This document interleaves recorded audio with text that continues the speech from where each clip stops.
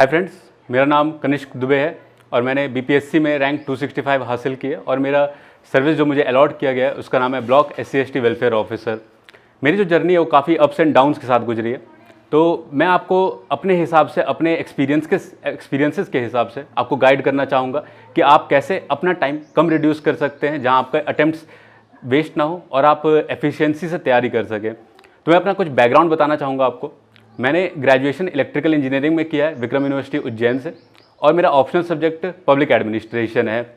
मैं बेसिकली बिहार से हूँ, लेकिन मेरी जो पूरी 10th तक की एजुकेशन है वो जमशेदपुर झारखंड में हुई है। उसके बाद मुझे अलग अलग स्टडी पर्पज़ से अलग अलग जगह रहना पड़ा और आखिरी में जब मैंने इंजीनियरिंग के फाइनल ईयर में था मैं, तो मुझे समझ में आया कि मुझे मेरा जो झुकाव है वो नॉन टेक साइड ज़्यादा है और मुझे यूपीएससी के प्रति आकर्षण हुआ और सिविल सर्विसेज मेरा ड्रीम बन गया उस समय से।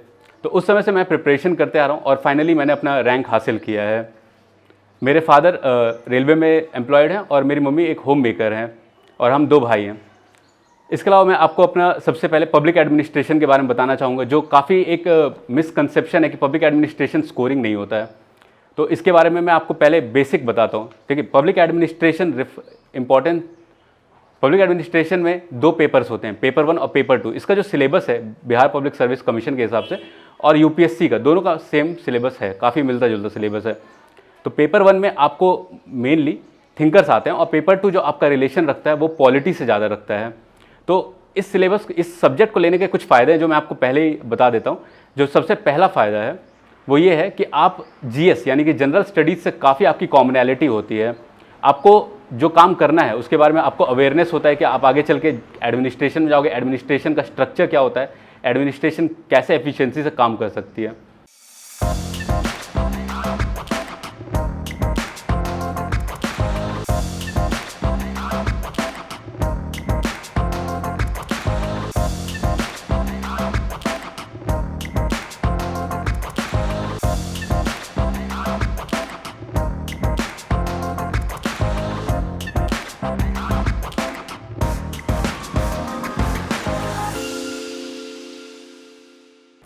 तो इसमें जो सिलेबस है वो बेसिकली थिंकर्स पे ज़्यादा फोकस है। थिंकर्स का इंपॉर्टेंस 50% से ज़्यादा है।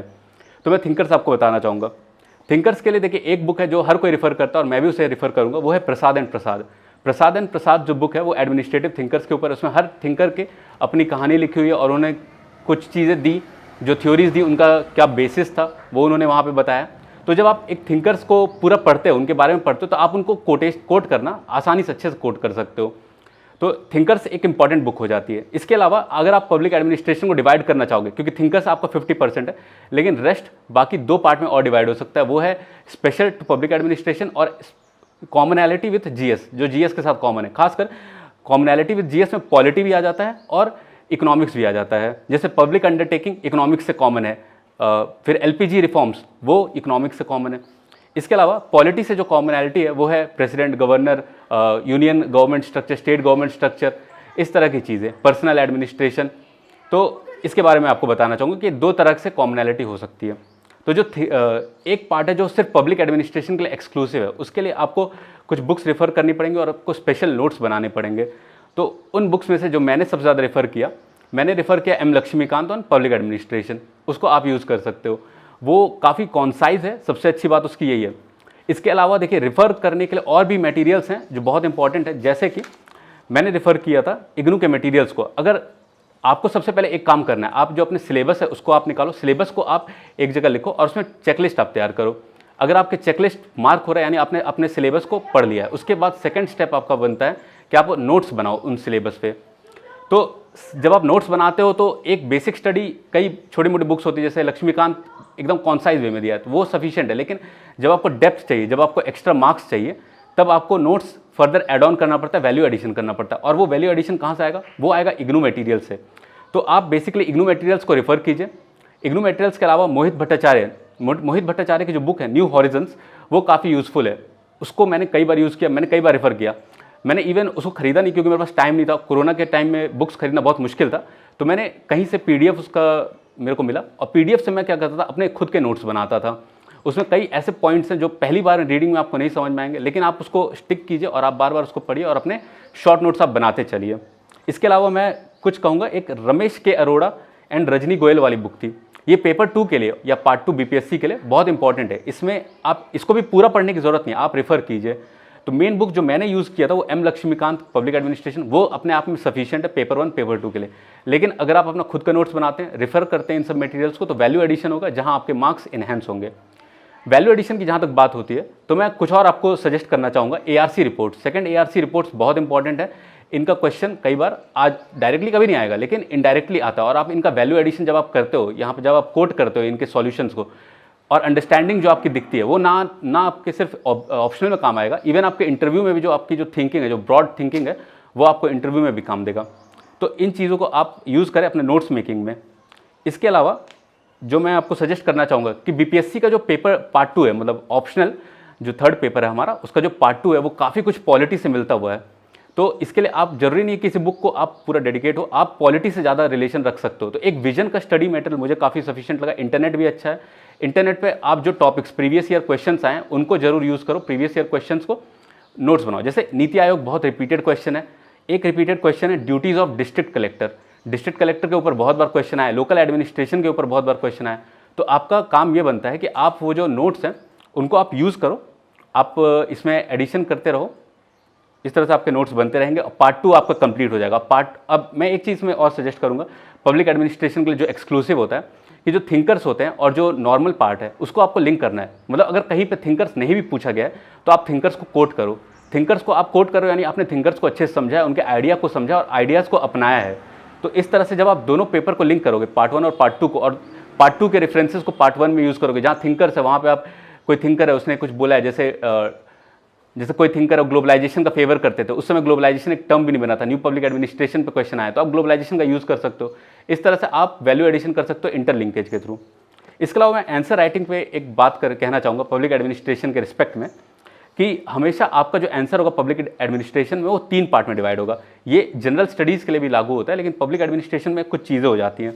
जैसे इंट्रोडक्शन, जो फोकस का पार्ट है आपका, इंट्रोडक्शन हमेशा एक थिंकर को कहीं ना कहीं यूज़ कर रहा होता है। जैसे कोई क्वेश्चन है, उसने क्वेश्चन में कुछ पूछा तो आपको इंटरप्रेट करने की ज़रूरत है कि वो क्वेश्चन का डिमांड क्या था। जहाँ आपने डिमांड समझा, जहाँ आपने समझा कि ये थिंकर इस थिंकर की बात कर रहा है, उस थिंकर को आप यूज़ करो। ड्वाइट वाल्डो हो गए या अब्राहम मैस्लो हो गए, नीड हायरार्की, इनको जब आप यूज़ करते हो, आपने ये समझ लिया कि एग्जामिनर आपसे पूछना क्या चाहता है। जब आप ये समझ जाएंगे तो आपका एक जो बैकग्राउंड है वो अच्छा बन जाएगा। उसके बाद बॉडी में जब आप आइए, जब आप बॉडी में आएंगे तो आपका काम बनता है कि आप जितना ज़्यादा वहाँ पे फ्लो चार्ट्स हो सकता है, फ्लो चार्ट यूज़ करें, आप डायग्राम्स यूज़ करें। डायग्राम्स के अलावा आप जितना हो सके अंडरलाइनिंग कीजिए। देखिए एग्जामिनर के पास इतना समय नहीं है कि वो आपका पूरा क्वेश्चन पढ़े, 5 पेजेस के एक आंसर होते हैं।